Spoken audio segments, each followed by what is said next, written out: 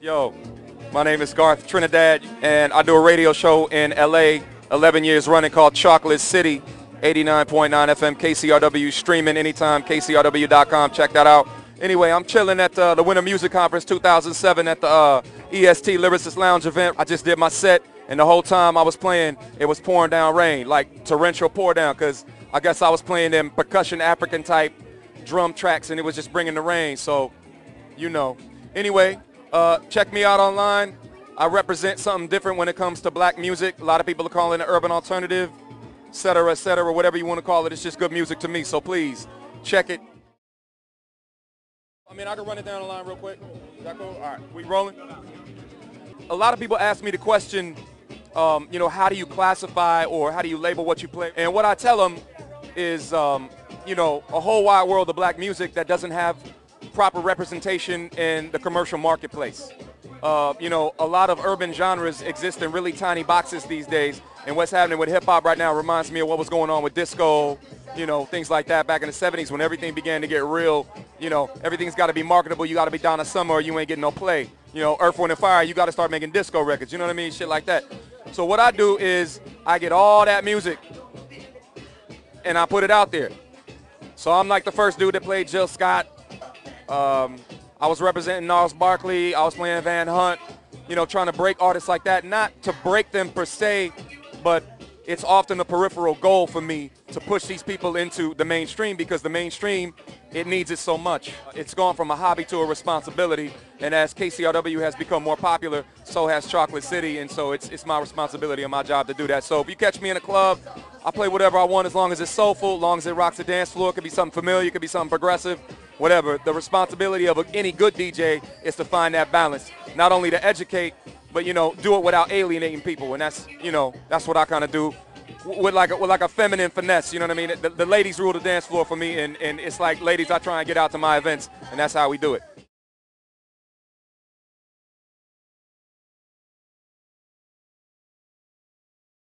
The DJs that inspired me in LA, it was a K-Day Mix Masters from back in the day, Julio and Tony G and all them dudes, 1580 AM when it was original K-Day. And then as a teenager, it was like a lot of the guys that were doing the Uncle Jam's Army parties, Egyptian Lover, and that whole crew. Dr. Dre and the Wrecking Crew, you know, when they were spinning and doing parties and everything. And as I got older and started spinning myself, it was the Beat Junkies, mainly J-Rock and Mellow D. Those cats is untouchable. King Britt, DJ Dusk, Spinner, Rich Medina, Al Jackson. My contemporaries more so sort of educated me as I kind of came up. And that's kind of, you know, the style that I try and emulate is that real sexy kind of finesse, kind of that balance I was talking about can be heard in those DJs, you know. Not biting, but, you know, taking cues from, you know, taking notes.